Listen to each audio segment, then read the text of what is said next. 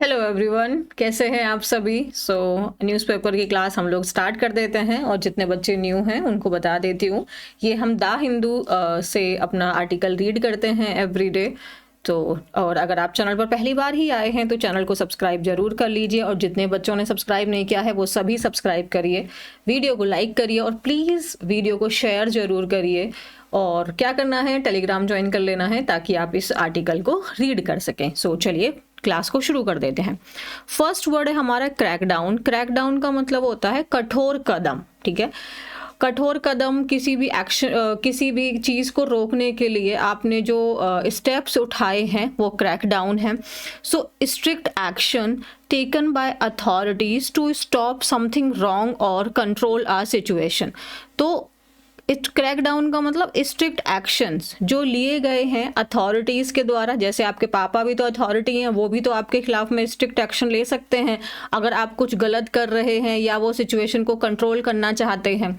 तो सिंपल सी बात है, क्रैकडाउन का मतलब हो गया स्ट्रिक्ट एक्शन उनके द्वारा लिया गया है। उन्होंने आप पे पाबंदी लगा दी, रिस्ट्रिक्शन लगा दिया है कि रात को 10 बजे के बाद आप घर से बाहर नहीं निकलेंगे। ठीक है, आप फ़ोन नहीं चलाएंगे, आप ये काम नहीं करेंगे। तो ताकि वो आपको सुधारने के लिए, या आप कुछ गलत काम में इन्वॉल्व हो गए हैं तो उसके खिलाफ उन्होंने कठोर कदम जो उठाए हैं, तो वो क्रैक डाउन हो गया। Means crack down, clamp down, ये बहुत इंपॉर्टेंट वर्ड है क्योंकि देखो ये वर्ड अपने आप में अपना मीनिंग नहीं एक्सप्लेन कर रहा है। तो कन्फ्यूजन क्या बोलें, जब वर्ड का मीनिंग ही नहीं पता है तो आप क्या ही आंसर मार्क करोगे, इसीलिए बहुत इंपॉर्टेंट हो जाता है। सेम ऐसा आपका क्लैम्प डाउन है। स्ट्रिक्ट एक्शन बहुत सिंपल है, आप आराम से पहचान लोगे, इसमें क्यों कंफ्यूज करोगे। रिस्ट्रिक्शन आपको पता है, पाबंदी है ना। टफ कंट्रोल, पेनल्टीज आपके ऊपर लगा दी है, रिस्ट्रिक्शंस लगा दिए हैं। अगर आप नहीं करेंगे तो आपको फाइन देना पड़ेगा, पेनल्टीज लग जाएंगी, फाइन आपको देना पड़ेगा। जैसे कि अगर आप हेलमेट नहीं पहनते तो पेनल्टीज हैं उसके ऊपर में। तो आप कह सकते हैं जो एक्सीडेंट्स को रोकने के लिए अथॉरिटीज ने क्या किया है, स्ट्रिक्ट एक्शंस लिए हैं, मतलब crackdown. So there is a crackdown means there is a restriction on loud speaker after 10 PM। तो 10 बजे के बाद में आप लाउड स्पीकर नहीं बजा सकते हैं। इस चीज़ के ऊपर में पाबंदी है, इस चीज़ के ऊपर में सरकार ने कठोर कदम उठाए हुए हैं, क्योंकि अगर आप बजा रहे हैं तो आपको हैवी फाइन देना पड़ेगा। क्रैकडाउन का पार्ट्स ऑफ स्पीच नाउन है। इंटरवेंशन, इंटरवेंशन TION लगा हुआ है, पार्ट्स ऑफ स्पीच नाउन है। और एक वर्ड होता है इसी का वर्ब फॉर्म जो कि बहुत कॉमन है आपके एग्जाम्स के पर्पज से। TION को हटा के ई लगा दो, इंटरवीन वर्ब हो जाता है, मीन्स हस्तक्षेप करना। तो जनरली हस्तक्षेप किया ही इसलिए जाता है ताकि चीज़ को सुधारा जा सके। So intervention means action taken to improve, prevent और फिक्स अ प्रॉब्लम। सो आप कोई एक्शन ले रहे हो ताकि जो स्थिति है उसको सुधार सको, या उस प्रॉब्लम को रोक सको, या उस प्रॉब्लम को फिक्स कर सको। तो इंटरवेंशन मीन्स कुछ आपने कदम उठाए हैं, मेजर्स, स्टेप्स, एक्शंस, कोई सॉल्यूशन, इन्वॉल्वमेंट या ट्रीटमेंट। जैसे अर्ली इंटरवेंशंस। सो अर्ली, अगर हम शुरुआत में ही कुछ कदम उठा लेते हैं, कुछ स्टेप्स ले लेते हैं, तो ये रोक सकते हैं एक स्मॉल इशू को एक बड़ा इशू बनने से। सो अगर हमारे जो अर्ली इंटरवेंशंस होते हैं, मतलब अगर हम जल्दी ही कदम उठा लें, जल्दी ही हम अपने मेजर्स ले लें, जल्दी ही हम एक्शन में आ जाएं, जल्दी ही हम उस प्रॉब्लम का सॉल्यूशन ढूंढ लें, तो हम एक बड़े मतलब एक छोटी सी प्रॉब्लम को बड़े इशू बनने से रोक सकते हैं। तो ये तो हम सबके साथ होता है, हम एक कोई स्मॉल प्रॉब्लम होती है, हम उसको इग्नोर कर देते हैं और वही चीज़ फिर बहुत बड़ी प्रॉब्लम में कन्वर्ट हो जाती है। तो क्रैकडाउन हो गया आप के द्वारा जो स्ट्रिक्ट एक्शंस लिए गए हैं किसी चीज़ को रोकने के लिए। और इंटरवेंशन मतलब हस्तक्षेप हो गया, आप उसमें अगर जल्दी ही आप उसमें इन्वॉल्व हो जाएंगे, अगर आप उसको, यहाँ पे हम कोई पेनल्टी के रूप में नहीं है, ये रिस्ट्रिक्शंस के रूप में नहीं है, ये स्टेप्स के रूप में है कि अगर हम अपने जल्दी ही हम कदम उठा लेंगे किसी चीज़ को रोकने के लिए जो हमें लग रहा है कि ये प्रॉब्लम है, तो उससे जो बड़ी इशू है, जो बड़ी प्रॉब्लम में वो तब आपका चेंज हो जाता है, उसको रोका जा सकता है। नेक्स्ट वर्ड क्या है हमारा, बहुत इंपॉर्टेंट है एग्जाम के पॉइंट से, अल्यूसिव। अल्यूसिव का मतलब होता है ऐसी कोई भी चीज़, SIVE है, एडजेक्टिव है, ऐसी कोई भी चीज़ जिसको समझ पाना। जैसे कोई किसी की राइटिंग है, कोई पैसेज हो सकता है जिसको आप अंडरस्टैंड ही नहीं कर पा रहे हो, है ना, या कोई आपका गोल हो सकता है लाइफ में जिसको अचीव कर पाना बहुत मुश्किल है, आपको हर बार लग रहा है कि मैंने पा लिया, फिर आपसे वो दूर हो जा रहा है। तो ऐसी कोई भी चीज़ जिसे पाना या समझना बहुत मुश्किल हो, और सेम ऐसे ये आपके वन वर्ड सब्स्टिट्यूशन में भी आ जाती है। So something that is difficult to find, achieve, understand और कैच, समथिंग, ये ऐसे ही आ जाएगा, एग्जैक्टली यही बन के आ जाएगा। ऐसी कोई भी चीज़, समथिंग जो बहुत मुश्किल है पकड़ पाना, उसको अचीव कर पाना, समझ पाना, कैच कर पाना। सो वो क्या है, हार्ड टू कैच है, डिफिकल्ट है, स्लिपरी है, बार बार ऐसे लग रहा है कि हाथ में आ जा रही है बट वो फिसल जा रही है, अनरीचेबल है, वेग मतलब वो चीज़ अनक्लियर है, हमें दिखाई नहीं दे रही, समझ में ही नहीं आ रही है। जैसे अब देखो, the criminal stayed elusive and avoided the police for months. तो जो क्रिमिनल था वो पुलिस से कई महीनों तक दूर भागता रहा, मतलब उसको पकड़ पाना पुलिस के लिए बहुत मुश्किल था। लग रहा था कि पकड़ लिया, फिर वो गायब हो जा रहा है, तो वो कैसे रहा, एल्यूसिव, मतलब उसको पकड़ पाना बहुत मुश्किल था। ओके, नेक्स्ट वर्ड है हमारा स्ट्रक्चरल फ्लॉ।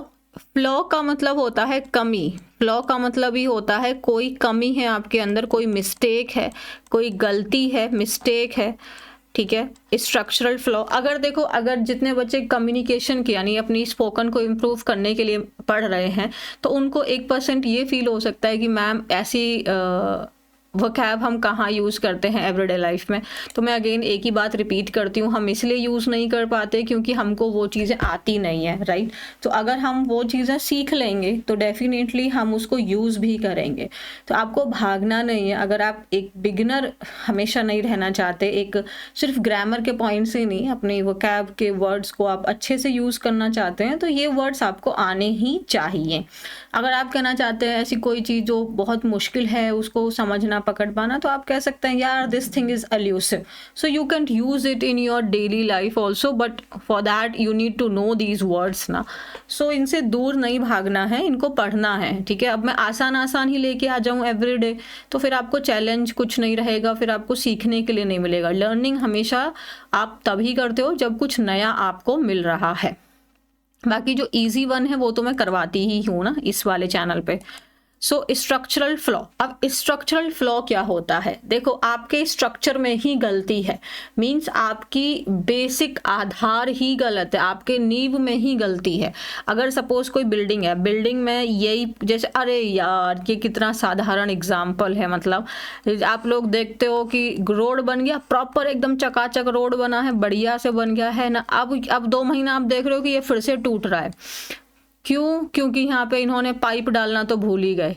अरे तो इनके स्ट्रक्चर में ही कमी है भाई, ये स्ट्रक्चरल फ्लॉ है, ये इनके नींव में ही गलती है। तो मतलब पहले आप पाइप डालो फिर आप रोड बनाओ ना, रोड बना के पाइप। और ये एक बार की बात या एक जगह की बात नहीं है, ये हर बार हर जगह सेम ही चीज़ होती है। तो या तो ये इंटेंशनल ऐसा होता है, ये या बेवकूफ़ इतने ज़्यादा हैं कि इस बात को अंडरस्टैंड ही नहीं कर पा रहे। हर बार multiple time, every place, every problem, how is it possible? तो इट इज़ स्ट्रक्चरल फ्लॉ। जब इसका मैप बनाया जा रहा है, जब आर्किटेक्चरल वर्क किया जा रहा था, जब बेसिक काम किया जा रहा था, तभी आपने मिस्टेक कर दी यहाँ पे। सो फंडामेंटल प्रॉब्लम है यार, ये तो बेसिक प्रॉब्लम है। तो fundamental problem in the systems design और foundation, not just a small mistake. अब ये स्मॉल मिस्टेक भी नहीं है, क्योंकि अब पूरा रोड, आप आधा रोड उधेड़ के दोबारा से उसको कर रहे हो, फिर डीप डाउन आप उसको खोद रहे हो। तो क्या है, मतलब ये तो एक सीरियस प्रॉब्लम है, और ये फंडामेंटली बेसिक प्रॉब्लम जो आपने अपने ही सिस्टम में डाली हुई है।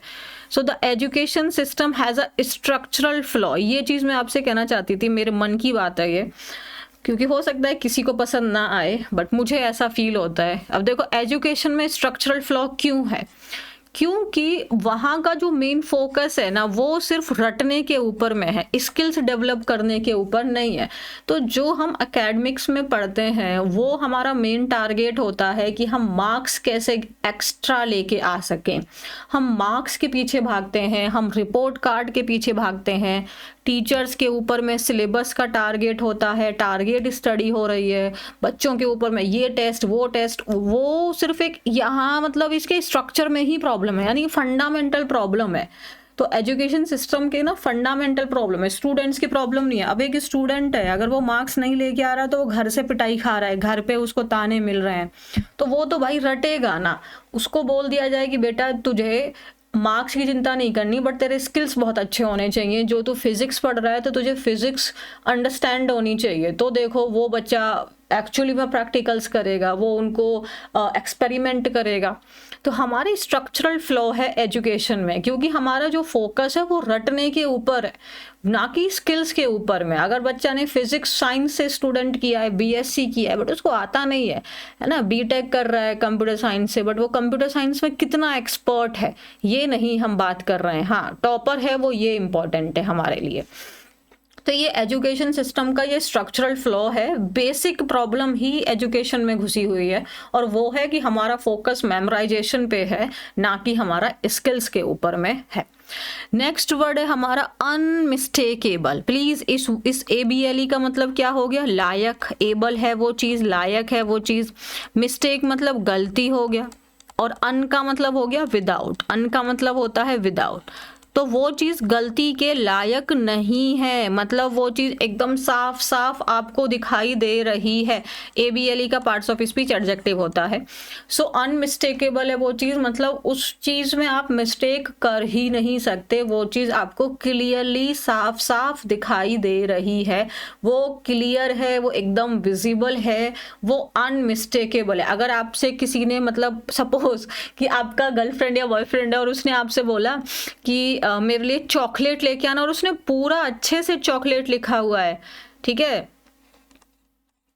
तो आप चॉकलेट उसने मंगाया, तो फिर आप चॉकलेट ले जाना भूल गए, कहोगे ओ तुमने मुझे कब लिखा था, और उसने पूरा अच्छे से लिखा हुआ है भाई मेरे लिए चॉकलेट लेके आना, ठीक है, और तुमको दिखाई नहीं दिया, उसने पूरा हाईलाइट किया हुआ था, तो ये अनमिस्टेकेबल था, ये अनमिस्टेकेबल था, यहाँ पे गलती नहीं हो सकती थी, आपने जानबूझ के गलत किया है, ये अनमिस्टेकेबल है, ये आप जानबूझ के गलत कर रहे हो। सो वो बिल्कुल साफ साफ दिखाई दे रही है वो चीज़, तो वो चीज़ अनमिस्टेकेबल है, यानी something that is very clear and can not be misunderstood, doubted और कन्फ्यूज्ड विद एनीथिंग एल्स। उसने क्लियर बोला है आई वॉन्ट चॉकलेट, मीन्स उसको चॉकलेट चाहिए, इसमें मिस्टेक कैसे कर दी है आपने, तो वो चीज़ एकदम क्लियरली आपको दिख रही है, उसमें गलती नहीं कर सकते, उसको मिसअंडरस्टैंड नहीं कर सकते, डाउट या कंफ्यूज नहीं हो सकते उस चीज को लेके। तो उसके सिनोनिम्स अगर आपसे पूछेगा अनमिस्टेकेबल के, तो सिनोनिम्स होंगे ऑब्वियस है, क्लियर है, डेफिनेट है, अनडिनाइबल है, उसमें कुछ आप डिनाई नहीं कर सकते, एकदम साफ साफ है, क्लियर आउट है वो चीज। तो टीचर के जो लुक थे वो कैसे थे? अनमिस्टेकेबल वार्निंग लुक थे। तो टीचर ने आपको जो देखा ना, वो एकदम क्लियरली वार्निंग लुक में उन्होंने देखा आपको, उसको आप फ्रेंडली से आप कंफ्यूज नहीं कर सकते, वो एकदम आपके एविडेंट थे, एकदम आपके डेफिनेट थे, क्लियर थे, कोई वेग नहीं था उसमें। ओके, तो ये था ये थी हमारी वोकैबुलरी। अब हम क्या कर रहे हैं? आर्टिकल। सो अगर आपको रीड करना है तो आप इसको पॉज करो और फिर पढ़ लो, नहीं तो मेरे साथ पढ़ लो। Why India struggles to clear its air. तो इंडिया क्यों स्ट्रगल करती है अपनी एयर को साफ करने में?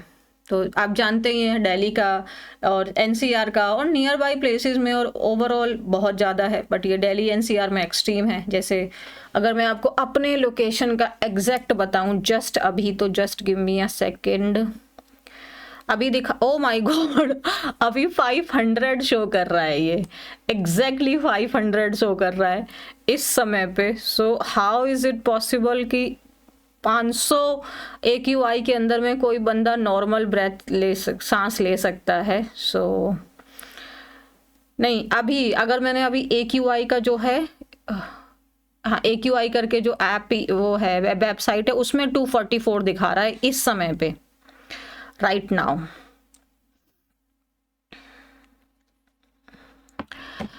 सो बहुत सीरियस कंडीशन है भाई यहाँ पे। तो ईच विंटर, हर एक विंटर में, आप देखो यहाँ पे अगेन ये एक बैकड्रॉप, मतलब ये एक हमें बैकग्राउंड दे रहा है, तो ये आप देखोगे ये एडिशनल इंफॉर्मेशन ही है, ठीक है, ये सेंटेंस का कोई सब्जेक्ट वगैरह नहीं है यहाँ पे। तो जैसे आपका दिल्ली है, मतलब ये बैकड्रॉप है, बट स्लिप्स बैक तो ठीक है, ये सब्जेक्ट और ये वर्ब बन गया। दिल्ली स्लिप्स बैक, दिल्ली फिर से वापस आ जाता है अपने वही फैमिलियर सेम ग्रे हेज।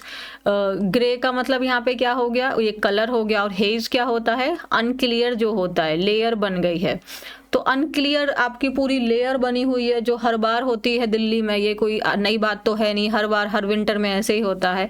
अब देखो यहाँ पे, India reaches for the same set of quick fixes treating the pollution crisis as if it were temporary.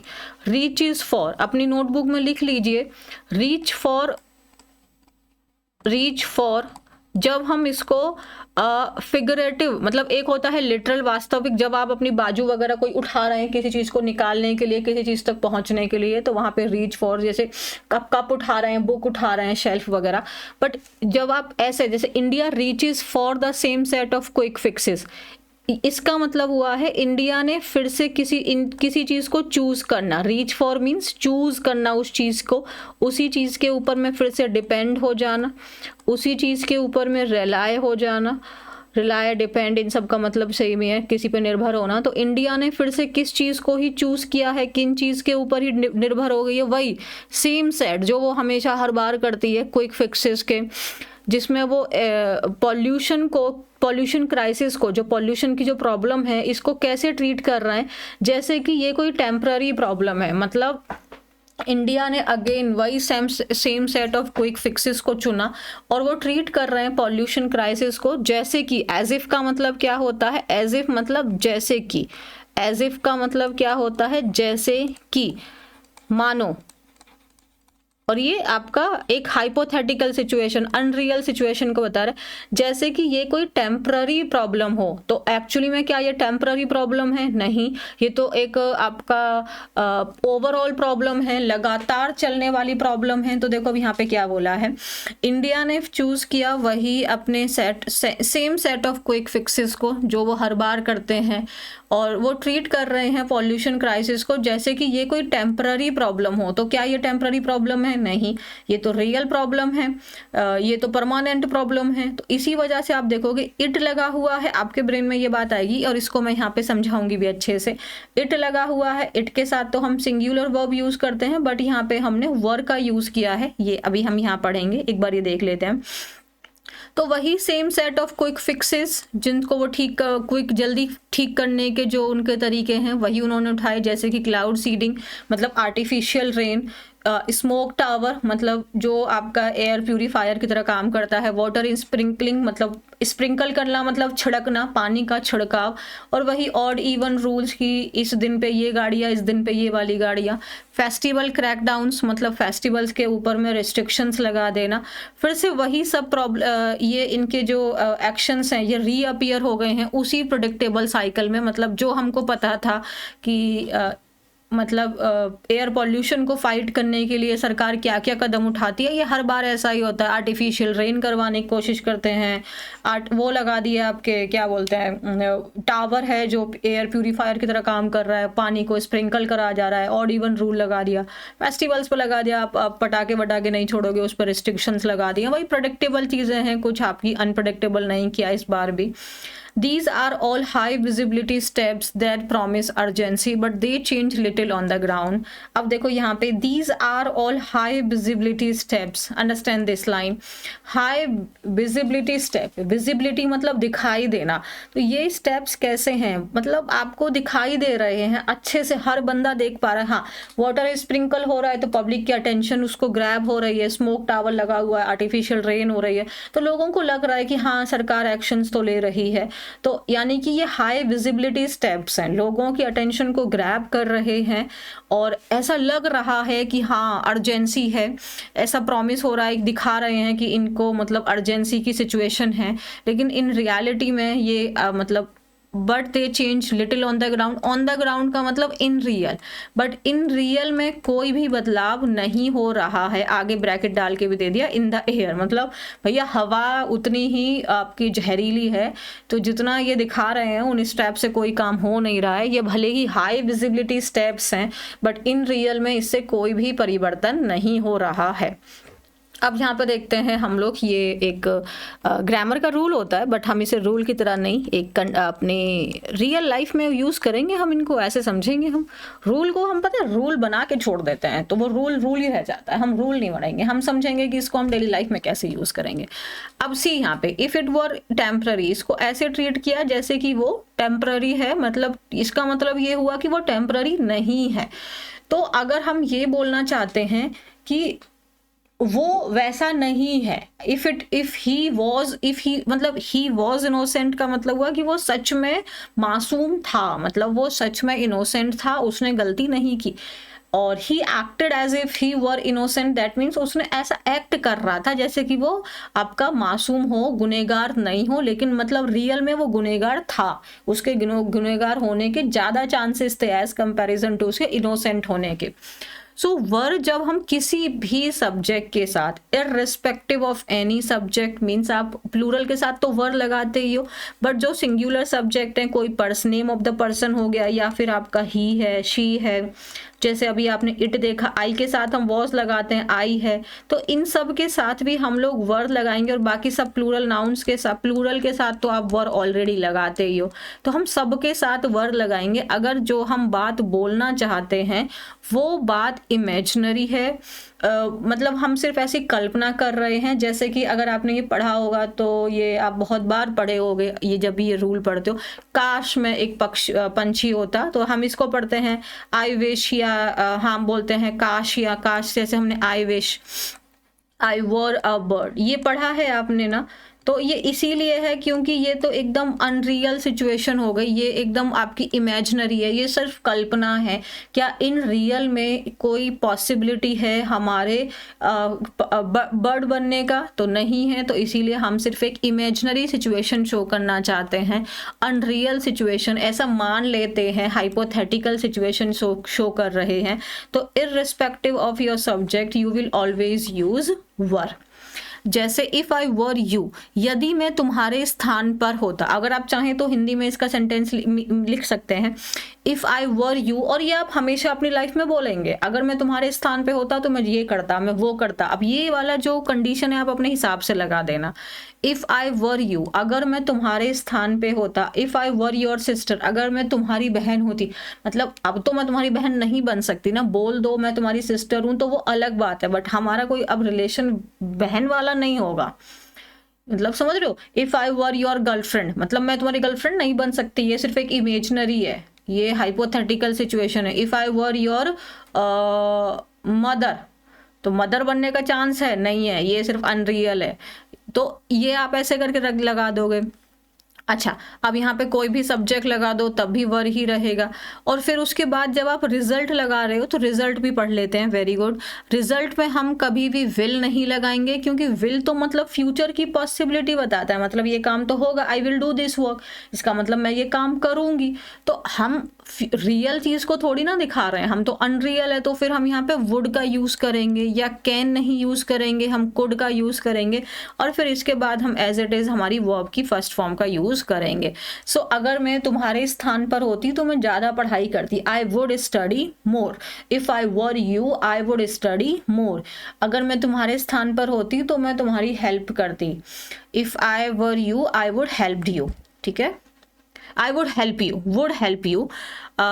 अब कह रहे हैं काश संडे होता, मतलब सच में संडे है आज? नहीं, आज संडे नहीं। अगर संडे होता तो इसका मतलब विश करने की क्या जरूरत है, रियल में संडे तो है ही। तो I wish it were Sunday, तो आपको यहाँ पे वॉज नहीं लगाना है, it were Sunday. I wish it were Sunday. She is acting, is हो गया ये, she is acting as if. As if मतलब जैसे कि नथिंग। अब नथिंग के साथ में हम लोग सिंगुलर वर्ब लगाते हैं, यानी कि वॉज आता, तो वो ऐसे बिहेव कर रही थी, वो ऐसे एक्ट कर रही थी जैसे कि कुछ गलत हुआ ही ना हो। जैसे कोई कोई व्यक्ति होता है ना, बड़ा अजीब बिहेव करता है, तो she was acting as if nothing were wrong, तो वो ऐसे एक्ट कर रही थी जैसे कुछ हुआ ही ना हो, कुछ गलत ही ना हो। शी बिहेव्स, वो ऐसे बिहेव। मैं ये इमेजिनरी वाला पढ़ाऊंगा और ये सेंटेंस ना आए, ये कैसे हो सकता है? This is one of my favourite sentences. She behaves, वो ऐसे बिहेव करती। अब यहाँ पे आपकी विश है कि आप सेंटेंस प्रेजेंट में हैं, अब वो लड़की अभी भी है, वो ऐसे बिहेव करती है, और वो बिहेव क्या करती थी, तो इसको आप V2 बना सकते हो, उसमें कोई इशू नहीं है, इसे आप V1 रख सकते हो अगर वो प्रेजेंट में भी ऐसा ही बिहेव करती है। तो वो ऐसा बिहेव करती है जैसे कि, या मानो वो कैटरीना कैफ हो, because I like Katrina Kaif. तो अगर तो वो ऐसे बिहेव करती है जैसे कि वो कैटरीना कैफ हो। मेरे जैसे पीसी प्रियंका पसंद है, मेरे को कैटरीना पसंद है और ऐश पसंद है। ये लोग जब बोलते हैं तो बढ़िया लगता है, लाइक सेंसिबल बातें करते हैं ये लोग, खास करके पीसी की बातें तो मुझे बहुत पसंद है। सो शी बिहेव्स, वो ऐसे बिहेव करती है जैसे कि वो कैटरीना कैफ हो, मतलब इन रियल में उसके जैसा अपने कोई नाम रख लेगा कैटरीना, तो कैटरीना थोड़ी बन जाएगा, उसके जैसा एटीट्यूड थोड़ी आ जाएगा, है भाई, उसके जैसी ब्यूटी आ जाएगी ना यार। सच में है क्या वो? नहीं, तुम बोल देना अपनी गर्लफ्रेंड को, बिहेव तो ऐसे करते हो जैसे कि तुम वो हो जो तुमको पसंद हो, लेकिन फिर देख लेना तुम्हारी मौत पक्का है बेटा, फिर मैं जिम्मेदार नहीं हूँ इस चीज की। शी बिहेव्स, वो ऐसे बिहेव करती है जैसे कि वो कैटरीना कैफ हो। भैया देखो, शी के साथ भी हमने वर्ड लगा दिया। अब ये 3 तुम लोगों के लिए होमवर्क के रूप में मैंने दे दिए। काश आज छुट्टी होती, इसका मतलब आज छुट्टी नहीं है, तो ये इमेजिनरी है, हम बस इमेजिन कर रहे हैं, हे भगवान आज छुट्टी होती, लेकिन है नहीं। अगर ये सस्ता होता तो मैं इसे खरीद लेता। क्या ये सस्ता है? नहीं। क्या वो, अगर कोई ड्रेस आपको 12,000 की दिखाई दे रही है, अब आपका जो बजट 1200 का है, तो कभी भी ये 1200 के गैप को क्रिएट फिल कर पाएगी? नहीं। तो मतलब ये सस्ती नहीं है, ये सिर्फ आपकी इमेजिनेशन है। वे ऐसे बात करता है जैसे वो बहुत अमीर हो। मतलब क्या वो सच में अमीर है? नहीं है। तो मतलब क्या है? वो गरीब है। लेकिन बिहेव कैसे कर रहा है? ऐसे। तो वो अनरियल सिचुएशन क्रिएट हो गई ना। बना देना इन तीनों सेंटेंसेस को। तो ये थी हमारी ग्रामर का स्ट्रक्चर, हमने पढ़ लिया। आगे, public debate breaks down just as quickly. Scientists are blamed for weak solutions, politicians for weak will, administrator for blindly importing western ideas. So public जो डिबेट है, मतलब जो आम लोग जो डिबेट करते हैं, जो बहस करते हैं, जो डिस्कशन करते हैं, वो भी ब्रेक डाउन हो जाता है। Write down this word. Break down का मतलब एक तो खराब होना होता है, किसी मशीन का खराब हो गया, यानी कि उसने काम करना स्टॉप कर दिया, उसने फंक्शन करना बंद कर दिया। या कोई पर्सन इमोशनली ब्रेक डाउन हो जाता है, मतलब वो इमोशनली बहुत कमजोर हो जाता है। अब यहाँ पे ब्रेक डाउन का मतलब है स्टॉप हो जाना। तो आप लोग देखते हो कि जैसे ही अब कुछ दिनों बाद में लोग भी इस चीज के बारे में बात करना बंद कर देंगे, है ना। ऐसे आपने हमेशा देखा है, कोई प्रॉब्लम होती है उस समय पे उसके बारे में बात होती है, फिर उसके बाद में उसके बारे में बात करना भी बंद कर देते हैं। तो अब देखो इसमें क्या बोला, public debate break down just as quickly, मतलब जल्दी ही पब्लिक की भी डिस्कशन खत्म हो जाते हैं। पब्लिक भी बहुत ज्यादा काम एक्शंस नहीं करती, या इस चीज को लेके वो थ्रू आउट एक्शंस नहीं लेते हैं, या सरकार पे दबाव नहीं बनाते हैं। वो भी तभी बात करते हैं जब ये प्रॉब्लम आती है। फिर डिबेट बंद होकर लोगों पे ब्लेम करने लग जाते हैं, जैसे साइंटिस्ट पे ब्लेम किया जाता है कि उनके जो सॉल्यूशंस हैं वो कमज़ोर हैं। पॉलिटिशियंस को ब्लेम किया जाता है कि जो उनका विल। अब यहाँ पे देखो, फॉर प्रेपोजिशन है, वीक क्या है? वीक एडजेक्टिव है, उसके क्वालिटी बता रहा है। अब ये विल क्या है? एक तो आपका मॉडल वर्ब होता है, लेकिन ये नाउन है, और इसका मतलब होता है आपके अंदर की इच्छा, आपका करेज। ठीक है, आपका करेज। तो यहाँ पे क्या बोल रहा है, तो पॉलिटिशियंस कैसे हैं, उनके अंदर वो वीक उनके अंदर इच्छा ही नहीं है, उनके अंदर स्ट्रांग विल ही नहीं है काम को करने की, उनका मन ही नहीं है, वो चीज़ों को सुधारना ही नहीं चाहते हैं।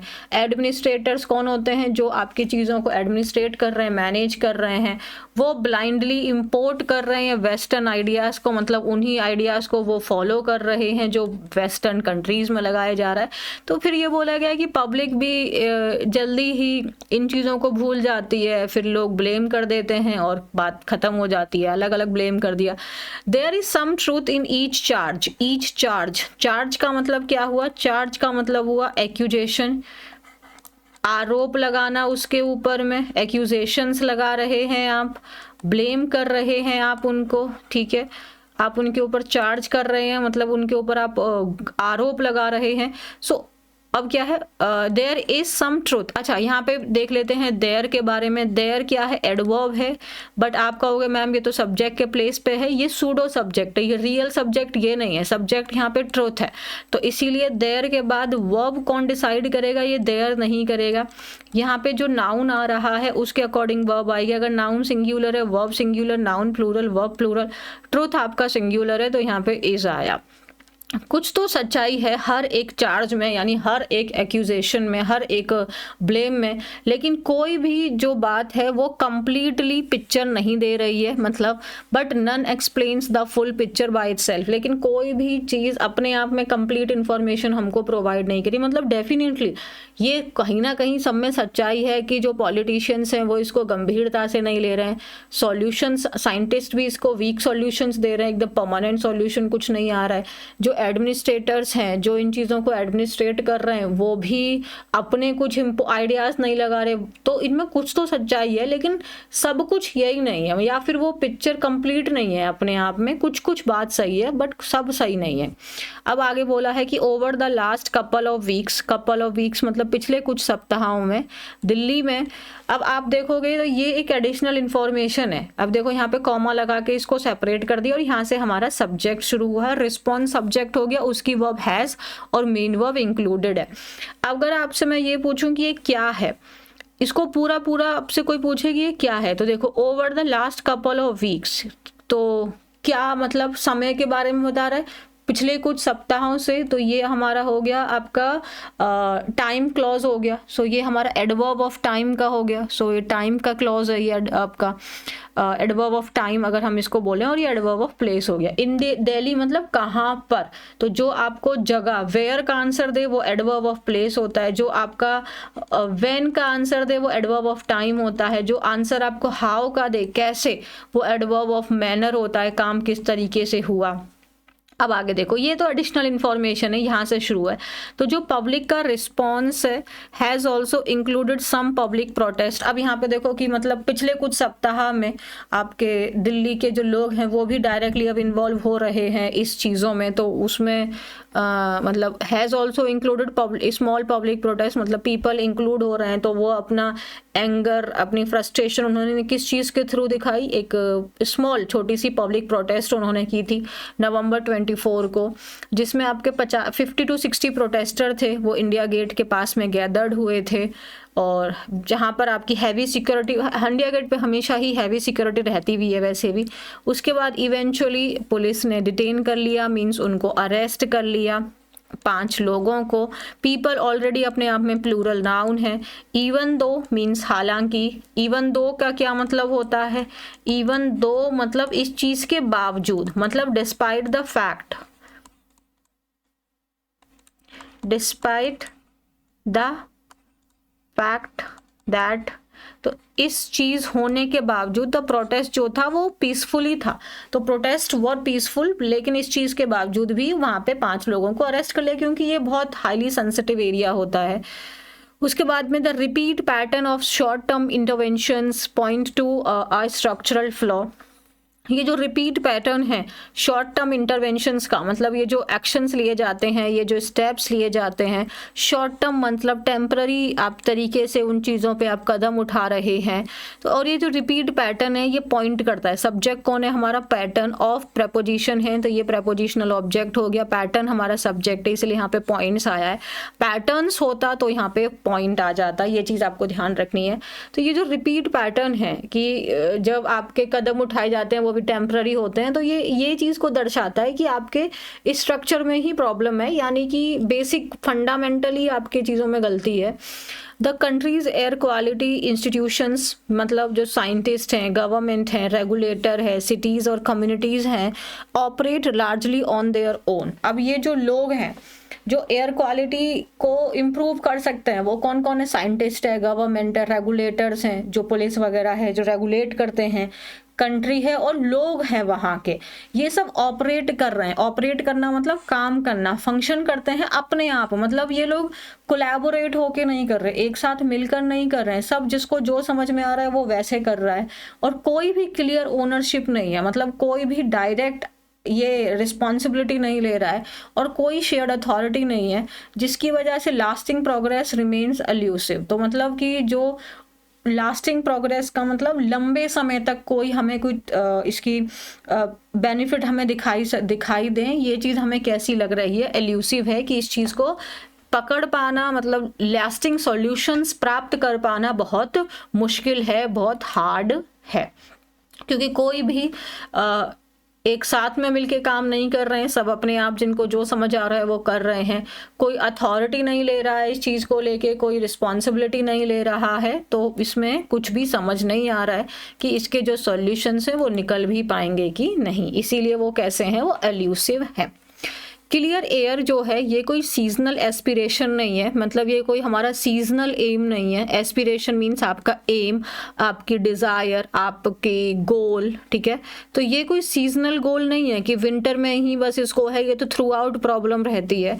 और ये एसेंशियल है पब्लिक हेल्थ के लिए, मतलब बहुत ज़रूरी है कि पब्लिक हेल्थ के लिए जो है वो क्लीन एयर बहुत ज़रूरी है, इकोनॉमिक प्रोडक्टिविटी के लिए ज़रूरी है। अच्छा देखो, अगर पब्लिक हेल्थ ठीक नहीं है, अगर लोग ठीक नहीं है, तो काम ठीक से नहीं हो रहा, या जैसे ऑड इवन आउट लग रहा है कि अगर मंडे को आप ड्यूटी आ रहे हैं, ट्यूसडे को नहीं आएंगे, फिर वेंसडे को आएंगे, ताकि जितनी सीवियरिटी है उसको हम कम कर सकें, आपकी हेल्थ उतनी ज़्यादा ख़राब ना हो।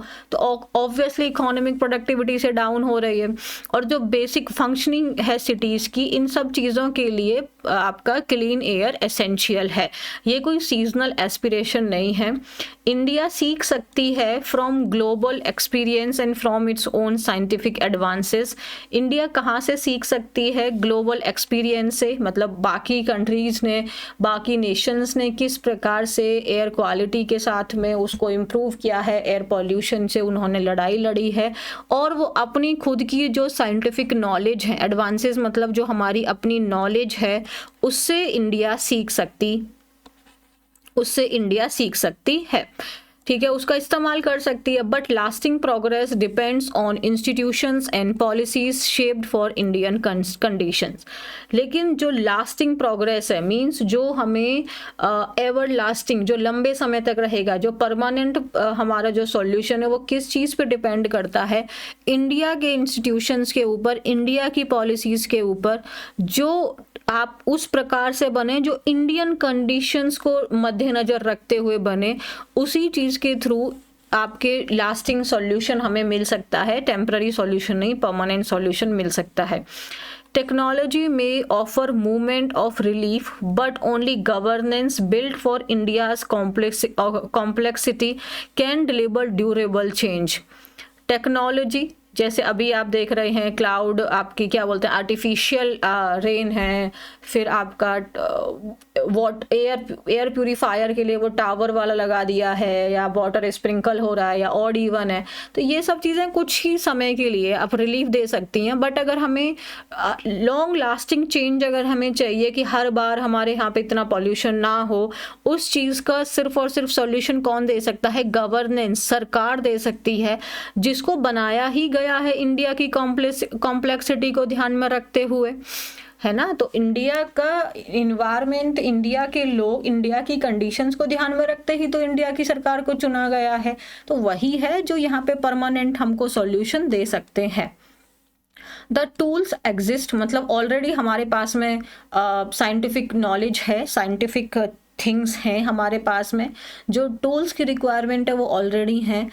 And the demand for cleaner air is unmistakable. इस लाइन का मतलब, और जो क्लीन एयर की जो डिमांड है ये एकदम क्लियर है, इसको लेके कोई भी आपको गलत फहमी अपने दिमाग में नहीं पालनी है। ये तो बेसिक है यार, ये तो एक बहुत बेसिक अधिकार है। अगर हम सांस नहीं ले पा रहे हैं तो इसको आप कैसे मिस्टेक कर ले रहे हो? मतलब ये तो क्या ही है, गवर्नमेंट अगर इस चीज़ में भी मिस्टेक है तो ये तो एकदम क्लीनर है, ये तो क्लीनर एयर के लिए एकदम एविडेंट है, एकदम साफ साफ दिखने वाली चीज़ है। Thus, इसलिए what India needs now is the confidence to design solutions that reflect its own realities and the commitment to sustain them long enough to make the air genuinely breathable.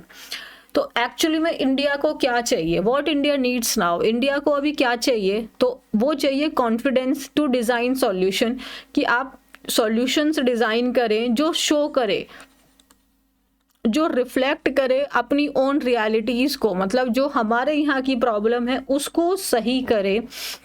और India को क्या ज़रूरत है, commitment की, जिससे कि इन चीज़ों को आप लंबे समय तक जारी रखें, मतलब तब तक आप ये सारे एक्शंस को कंटिन्यू रखें जब तक जो एक्चुअली में जो एयर है वो जेन्युइनली, वो रियली ब्रेथेबल नहीं हो जाती है, सांस लेने लायक नहीं हो जाती है।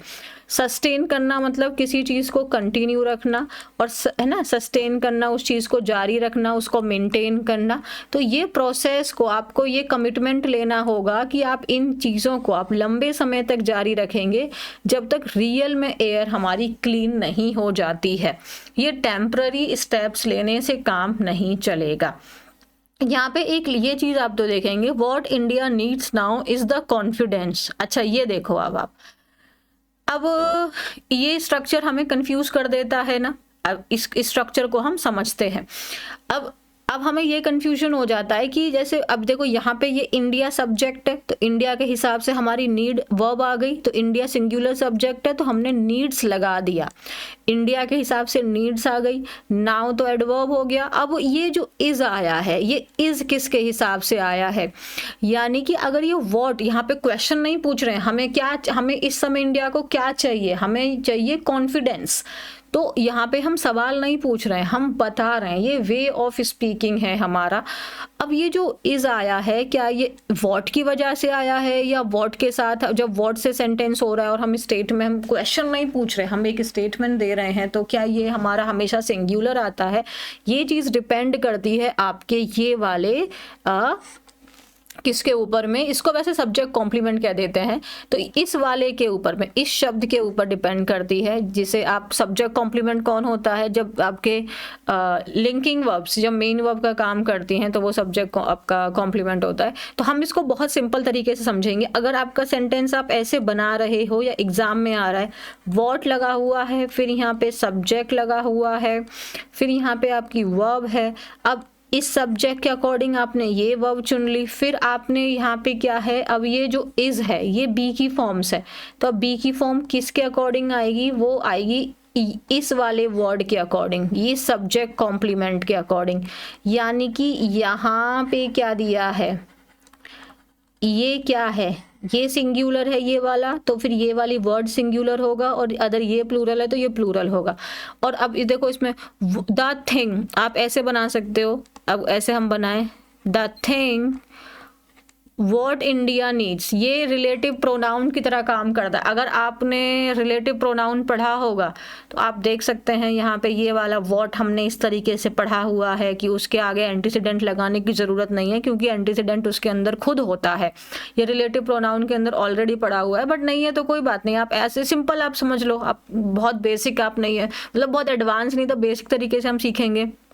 देखो अभी मुझे बस थोड़े आराम की जरूरत है, तो आप सिंपल भाषा में ऐसे बोल सकते हैं, right now I need some rest. ये तो एकदम करेक्ट है, ये आपको आता है, आप बोल सकते हैं right now I need some rest. But अगर इसको मैं व्हाट के स्ट्रक्चर से बनाऊं, या आप कभी किसी को बोलते हुए सुनते हैं तो एटलीस्ट आप उसको अंडरस्टैंड तो कर सकें, तो हम बनाते हैं। अभी मुझे बस थोड़े आराम की जरूरत है, तो इसको कैसे लिखेंगे, व्हाट आई नीड नाउ, कुछ आराम की ज़रूरत है। आराम तो आपका अनकाउंटेबल नाउन हो गया, सम रेस्ट। अब रेस्ट कैसा है आपका, सिंगुलर है, तो यहाँ पे आ जाएगा is. What I need now is some rest, मुझे अभी क्या चाहिए, थोड़ा आराम चाहिए, तो आप ऐसे बोल सकते हैं what I really need now is some rest, मुझे अभी कुछ आराम चाहिए। तो मुझे अभी सबसे ज़्यादा किस चीज़ की ज़रूरत है, आराम की ज़रूरत है। So what I need now is some rest. अभी हमें अभी जो करना चाहिए वह है शांत रहना। तो अभी हमें जो करना चाहिए, व्हाट वी नीड या what we should do now, हमें अभी क्या कर, हमें जो करना चाहिए, what we should do now, we should do now, अभी हमें क्या करना चाहिए, और वो है शांत रहना। वी शुड डू नाउ क्या करना चाहिए, शांत रहना। शांत रहना मतलब स्टे काम, काम सिंगुलर है तो यहाँ पे आ गया is. So what we should do now is stay calm, यानी अभी हमें जो करना चाहिए वह शांत रहना है। So what we should do now is stay calm. अब हो सकता है ये आज आपको समझ में ना आए, मैं तो ये बोलती ही नहीं हूँ कि पहली क्लास में आपको सब समझ में आ जाएगा, ये एक एडवांस स्ट्रक्चर है, ऑब्वियसली हमें सिंपल इसको बना सकते हैं। हमें अभी जो करना चाहिए, व्हाट शुड बी, हमें अभी जो करना चाहिए वह है शांत रहना। So like right now we should stay calm. This is what we should do now. So what we should do now is to stay calm. तो वैसे ही बनेगा, what we should do now is to stay calm. अब ऐसे कैसे बनाओगे, otherwise अपना ही पढ़ोगे तो। और मैं नहीं मानती आज ही सीख लो, अभी सीख लो, अरे रोज क्लास आ रही है ना 365 दिन, तो 365 दिन में कभी तो ये वापस आएगा, तब दोबारा करेंगे हम लोग। उसे सिर्फ ध्यान चाहिए, उसे सिर्फ ध्यान चाहिए, ही नीड्स ओनली अटेंशन। आप ऐसे बोल सकते हैं उसे सिर्फ ध्यान चाहिए, तो बट अगर हम इसे वर्ड से बना सकते हैं, उसे अभी जो चाहिए ना वो है सिर्फ ध्यान, उसे अभी कुछ और नहीं चाहिए, आपका ध्यान चाहिए। सो हम इसको कैसे बनाएंगे, तो अब वर्ड को छोड़ दो, अब ये सब्जेक्ट को देखो, उसे और चाहिए मतलब व्हाट ही नीड्स, चाहिए नीड्स हमने लगा दिया क्योंकि ही सिंगुलर है। अब क्या चाहिए, अटेंशन चाहिए, अटेंशन क्या है, सिंगुलर है, तो हम यहाँ पे सिंगुलर वर्ब इज लगा देंगे। What he needs is attention, उसे जो चाहिए ना वो है ध्यान। अब ये वाला आप मुझे बना के बताएंगे, और बहुत सिंपल है, व्हाट लगाया, व्हाट लगा दिया, अब आपका सब्जेक्ट आ गया, अब ये सब्जेक्ट के हिसाब से वर्ब आ गई, उसके बाद अब इसको तुरंत मत लगाओ, शुरू में आप ऐसे बनाइए, फिर उसके बाद यहाँ पे देखिए यहाँ पे क्या दिया हुआ है, अगर ये सिंगुलर है तो यहाँ पे सिंगुलर में बी की फॉर्म्स आएंगी, यानी कि इज, एम, आर, वॉज, वर में, अब फ्यूचर में तो विल भी लगा दो, तो वो जो भी है आप इसके अकॉर्डिंग डिपेंड करके लगा दो, और ये आप 4 सेंटेंसेस बनाएंगे। ठीक है, एक बार सेल्फ रीड जरूर कर लेना इस आर्टिकल को, बहुत अच्छी राइटिंग में लिखा गया आर्टिकल है। सो सेल्फ रीड कर लेना और मुझे बताना क्लास कैसी लगी, आपको अच्छी लगी, समझ में आई। So thank you very much. Channel को सब्सक्राइब नहीं किया तो कर देना, वीडियो को शेयर कर देना, लाइक कर देना, अपना ध्यान रखना और खूब अच्छे से पढ़ाई करना। May God bless you. Bye everyone.